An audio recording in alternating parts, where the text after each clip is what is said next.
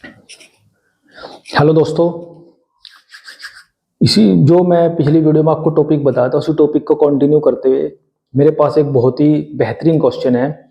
शायद ये क्वेश्चन आपको सीबीएसई बोर्ड की किताब में मिलेगा। ठीक है, क्योंकि यूपी बोर्ड की जो बुक है उसके मैं मैक्सिमम क्वेश्चन करा चुका हूँ और अब ये कोशिश करूंगा कि सीबीएसई बोर्ड के जो क्वेश्चंस हैं कक्षा 9 के चैप्टर 6 के वो भी कवर करने की कोशिश करूंगा। तो ध्यान से समझिएगा, कुछ क्वेश्चन वहां और यहाँ दोनों बोर्ड में कॉमन है, तो आप उन्हें ध्यान से समझ लीजिएगा। वैसे अगर आप किसी भी चीज का कंसेप्ट समझ लें तो कंसेप्ट समझने के बाद चाहे वो किसी भी किताब का सवाल हो, किसी भी बुक का, चाहे आपकी सीबीएसई बोर्ड की बुक हो या यूपी बोर्ड की किसी भी बोर्ड की बुक हो, तो आप उस कंसेप्ट को समझ कर उन क्वेश्चन को बहुत इजीली कर पाते हैं। ठीक है, ध्यान से समझना। कंसेप्ट का मतलब होता है उस सवाल को करने के हमारा क्या तरीका है, उस टाइप के क्वेश्चन करने के तरीके क्या होते हैं। अगर आपने ये समझ लिया तो सभी क्वेश्चन को आप इजीली कर लोगे, क्योंकि आप बहुत होशियार हो, है ना। चलिए, हमारे पास एक क्वेश्चन है। क्वेश्चन ये है कि एक बिंदु यानी कि एक पॉइंट के जो चारों तरफ एंगल बनता है, एक पॉइंट के जो चारों तरफ एंगल बनता है, हमें पता है कि उसका जो वैल्यू होता है 360 डिग्री होता है। ये हमने पढ़ा है। आज हम इसे प्रूफ करके देखेंगे कि एक पॉइंट के चारों तरफ जो कंप्लीट एंगल बनता है, जिसे हम क्या कहते हैं, कंप्लीट एंगल, फुल एंगल कहते हैं, उसकी वैल्यू 360 डिग्री होती है। आज हम उसे प्रूफ करके देखेंगे वो होती कैसी है। ठीक, देखिए मैंने क्या किया है, एक पॉइंट के चारों तरफ जो एंगल बनता है उसे मैंने अलग अलग 4 भागों में डिवाइड कर दिया। कितने भी भागों में कर सकते हैं, अब मैंने 4 में कर दिया, 3 में, 2 में। ठीक है, 2 में तो खैर इजी हो जाएगा, 3, 4, 5 जितने भी ज्यादा करोगे उतना ही प्रूफ करने में मजा आएगा। तो मैंने इसके 4 पार्ट कर लिए हैं। 4 पार्ट कुछ इस तरीके से, इसकी वैल्यू 1, इसकी 2, इसकी 3 और इसकी 4। हमें यह मालूम है कि अगर हम इन चारों एंगल को जोड़ेंगे तो उनका सम 360 डिग्री होगा। लेकिन होगा कैसे, प्रूफ आज हम पढ़ेंगे इसका। ठीक है, चलिए प्रूफ करते हैं।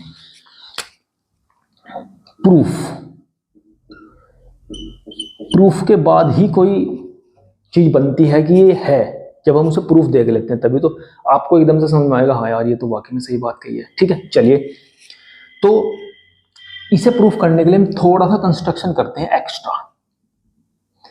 इसे मैं और डिवाइड कर लेता हूं एंगल को। अभी तो मैंने 4 में किया था ना, अभी देखो 1, 2, 3, 4, 5 एंगल में डिवाइड कर दिया। क्योंकि वो एंगल की नाम मैं पहले ही रख चुका था, तो इसे और डिवाइड कर लेते हैं। उस ऊपर जो ऊपर वाला एंगल बना है इसका नाम रख लेता हूं मैं ए, और जो नीचे वाला एंगल बना है इसका नाम रख लेता हूं बी। ठीक है, ये सब आपको डायग्राम में दिया गया है। अब प्रूफ कैसे करेंगे ये समझना। देखिए मैंने काम किया क्यों है, आप समझ भी गए होंगे। मैंने इस लाइन को पूरा किया है। आप इसमें से किसी भी लाइन को पूरा कर सकते थे, इसे भी कर सकते थे, इसे भी कर सकते थे, इसे भी, लेकिन मैंने जो सीधी लाइन है उसे पूरा कर लिया, इसे थोड़ा सा आगे बढ़ा के पूरा कर लिया। पूरा करने से फायदा क्या हुआ है, अब आप इसमें वो प्रॉपर्टी लगा सकते हो जो आपने अपनी पहले एक्सरसाइज में पढ़ी है, क्या कि एक लाइन पर जो बने हुए एंगल होते हैं, कितने भी एंगल हो, चाहे वो 2 हो या 3 हो, उन सब का सम 180 डिग्री होता है। तो ध्यान से देखिए, एक लाइन बन गई है, ये इनके कुछ नाम रख लेते हैं अगर आप रखना चाहें तो। यहां मैं ओ मान लेता हूं, ए, बी, सी, डी, ई। ठीक है, थोड़ा सा अच्छा लगेगा नाम लिखे हुए, जैसा आपका नाम है। तो एंगल 1 और एंगल ए, 1 और A, 1 plus A is equal to, इन दोनों का जो सम है वो 180 डिग्री होगा। क्यों, क्योंकि एक ही लाइन पर बन रहे हैं, एक ही लाइन पर बने हुए एंगल्स का जो सम होता है 180 होता है। यहां पर लिख लेना इस प्रॉपर्टी को। ठीक है, अब नीचे आ जाइए। नीचे क्या बचा है, एंगल बी, एंगल 3 और एंगल 4। ये भी तो एंगल ही है भैया, और ये भी लाइन पर बन रहे हैं। तो angle B plus angle 3 plus angle 2, और इनका सम भी कितना है भैया, 180 है। ध्यान से देख लीजिए, कोई दिक्कत वाली बात नहीं है। यहां भी वही प्रॉपर्टी लिखनी पड़ेगी, क्योंकि एक लाइन पर बने हुए सभी एंगल्स का जो सम होता है वो 180 डिग्री होता है। कोई कंफ्यूजन वाली बात नहीं है। चलिए, इन दोनों को लेफ्ट हैंड साइड में ऐड कर दीजिए, राइट वाली राइट में ऐड कर दीजिए, कोई दिक्कत वाली बात नहीं। देखिए angle 1 plus angle A plus angle B plus angle 3 plus angle 2 is equal to 180 plus 180। ठीक है, angle 1 A plus B, A plus B, क्योंकि हमने इसे 2 एंगल में डिवाइड किया था, ये पूरा का पूरा किसके इक्वल है, एंगल 4 के। क्योंकि 4 जो एंगल था उसे तो हमने डिवाइड किया था ए और बी में, तो इन दोनों का जो सम होगा वो 1 एंगल 4 के इक्वल होगा, प्लस एंगल 3 प्लस एंगल 2, 180 और 180 को ऐड करेंगे तो आपके पास आ जाएगा 360। तो यहाँ से देखिए 1 2 3 और 4 सबका जो सम है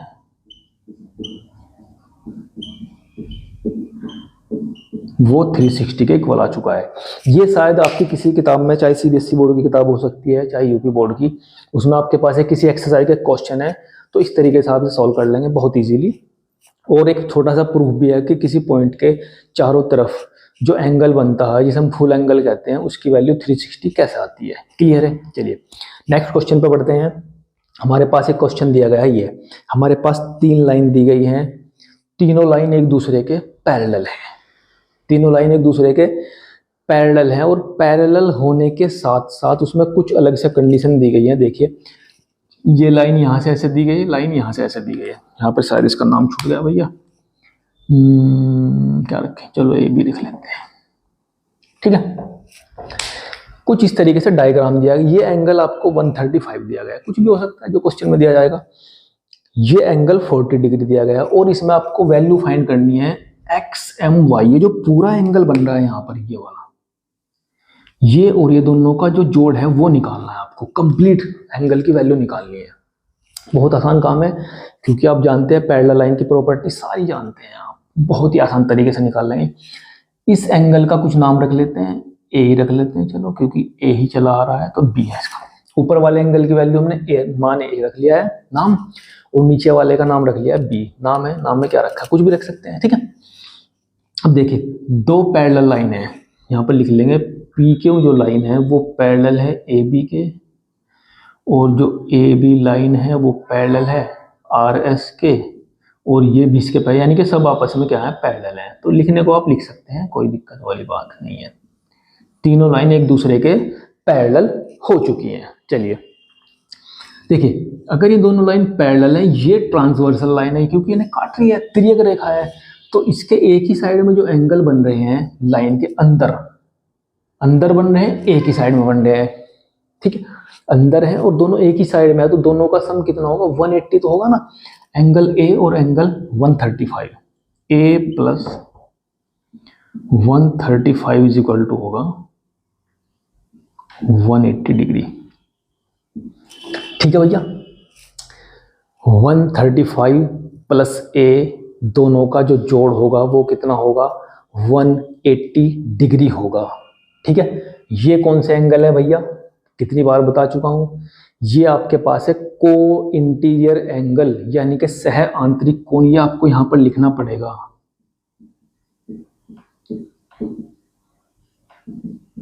को इंटीरियर एंगल, सह आंतरिक कोण, ठीक है। चलिए तो यहां से ए की वैल्यू निकलेगी 180 डिग्री माइनस 135, माइनस हो जाएगा उधर जाके, ठीक है। 180 से 135 माइनस करेंगे तो ये तो आपको आता ही है, घटाना सबको आता है ना, तो 45 डिग्री हो चुकी है ए की वैल्यू, ये वैल्यू आप निकाल चुके हैं, बहुत ही आसान तरीके से निकल चुकी है।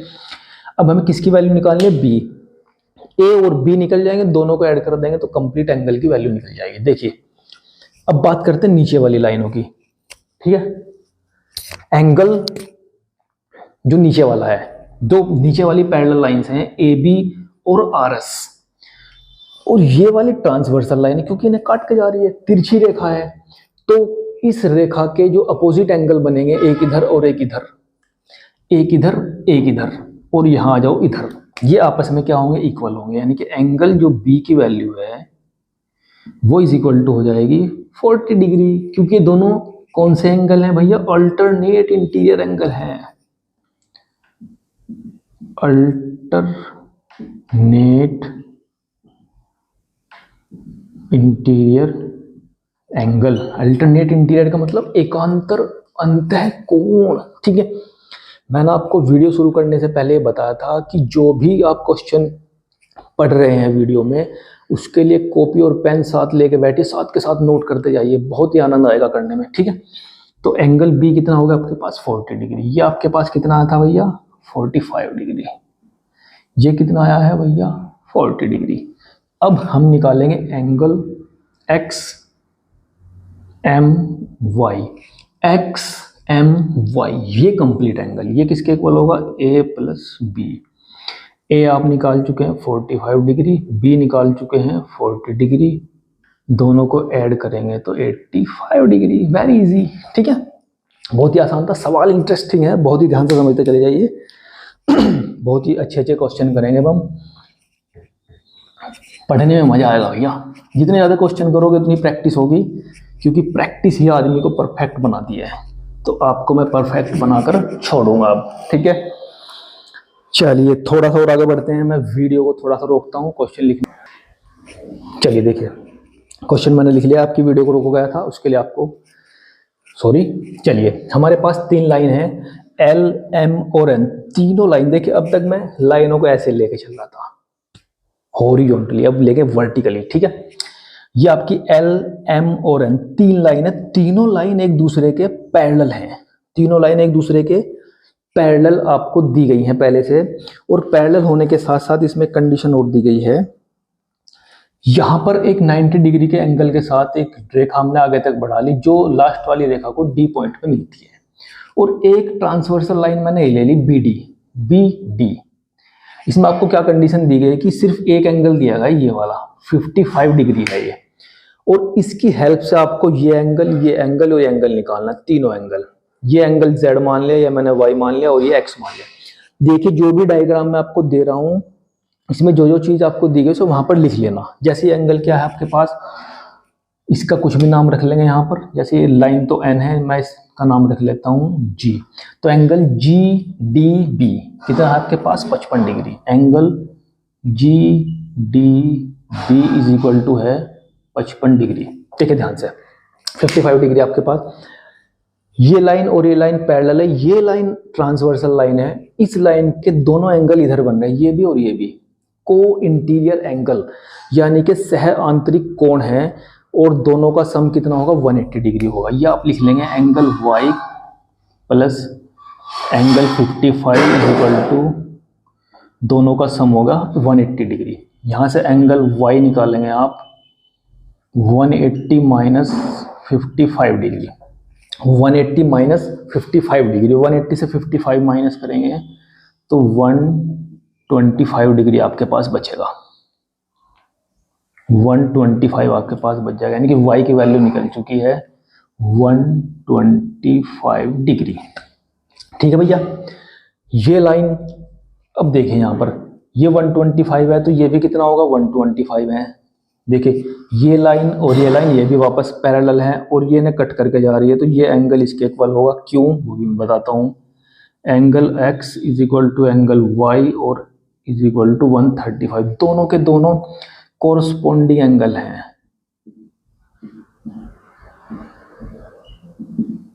कोरस्पोंडिंग कहते हैं संगत कोण को। दोनों के दोनों कोरस्पोंडिंग यानी कि संगत एंगल है, तो ये कितना हो गया? 125। मैंने आपको जब क्वेश्चन शुरू किया तो ये कहा था कि ये जो लाइन है ये परपेंडिकुलर है, यानी कि 90 डिग्री का कोण बनाते हुए सबके पास जा रही है। तो इसका मतलब इस पूरे एंगल की वैल्यू कितनी है? ये प्लस ये दोनों की जो वैल्यू है ऐड करके जो मिलेगी वो होगी 90 डिग्री के इक्वल।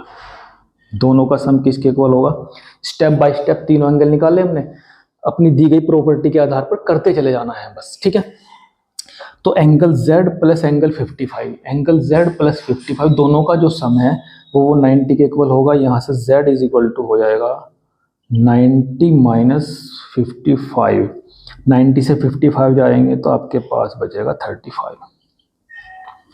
भाई बहुत ही मज़ा आ रहा है करने में ना, क्योंकि बहुत ही आसान सवाल है। आसान कब होंगे? जब आपके पास पैरेलल लाइंस एंगल की जो प्रॉपर्टीज है वो याद होंगी कि कौन सा कोण कैसा होता है, किसके इक्वल होता है और क्यों इक्वल होता है। ठीक है, तो ध्यान से इन क्वेश्चन को समझते जाइए और करते जाइए, बहुत ही अच्छा आपको फील होगा। इसी आधार पर बहुत सारे क्वेश्चन हैं। एक क्वेश्चन में थोड़ी सी एक डेफिनेशन है वो बता देता हूँ आपको, फिर मैक्सिमम क्वेश्चन इसके समाप्त हो जाएंगे। फिर हम नया चैप्टर ट्रायंगल का शुरू करेंगे। ठीक है, इसके आधार पर 2-3 लेक्चर हो चुके हैं आपके पास।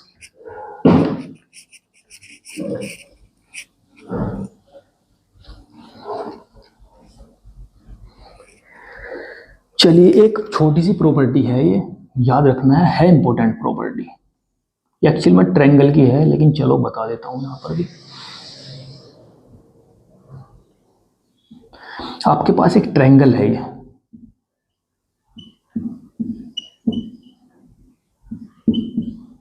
ABC।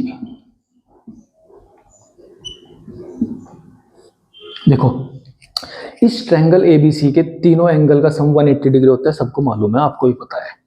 अगर हम इसकी किसी एक साइड को आगे तक बढ़ा दें, इस ट्रायंगल की किसी एक साइड को आगे तक बढ़ा दें और इसका कुछ नाम रख देते हैं यहां पर, ठीक है। इसे आगे तक बढ़ाने के बाद इसका नाम रख दिया मैंने D। तो ये जो बढ़ी हुई रेखा है, इस ट्रायंगल की साइड के साथ जो एंगल बनाती है, इसे कहते हैं बहिष्कोण। क्या कहते हैं भैया? बहिष्कोण। अब बहिष्कोण जो होता है, अगर हम इन्हें मान लें एंगल 1, एंगल 2, एंगल 3, 1 2 3, किसी भी ट्रायंगल की किसी एक साइड को आगे बढ़ाइए। आगे बढ़ाने के बाद वो बढ़ी हुई साइड ट्रायंगल की साइड के साथ जो एंगल बनाती है, उसका नाम होता है बहिष्कोण। और इसकी वैल्यू जो होती है, बाकी जो दो एंगल बचे हैं उस ट्रायंगल के, देखो इसके साथ तो ये एंगल बन ही रहा है, इसे छोड़ने के बाद जो दो बाकी एंगल बचते हैं, ये उनके सम के इक्वल होता है, ठीक है। जो बहिष्कोण होगा आपके पास, बहिष्कोण इज इक्वल टू होगा, अगर हम इसे कुछ एंगल मान लेते हैं ACD, एंगल ACD, ये इज इक्वल टू होगा एंगल 1 प्लस एंगल 2। यानी कि खास प्रॉपर्टी है ट्रायंगल के लिए और लाइन के लिए, है ना। क्या कि अगर हम ट्रायंगल की किसी एक साइड को आगे तक बढ़ाएंगे, तो वो साइड ट्रायंगल की साइड के साथ जो एंगल बनाएगी, उसकी वैल्यू उस ट्रायंगल के बचे हुए दो एंगल के सम के इक्वल होती है, जिसे हम क्या बोलते हैं? बहिष्कोण, ठीक है। चलिए दोस्तों, इसी के साथ मैं आशा और उम्मीद करता हूं कि लाइन और एंगल से संबंधित जितने भी टाइप के क्वेश्चन आपके पास हो सकते थे, मैंने दोनों टाइप के क्वेश्चन बताए हैं, यूपी बोर्ड वाले भी और CBSE बोर्ड वाले भी। तो मुझे लगता है कि सभी इसमें कवर हो जाएंगे। आप ध्यान से इन वीडियोज़ को देखना और आपकी समझ में सब कुछ आएगा। चलिए, धन्यवाद, गुड बाय।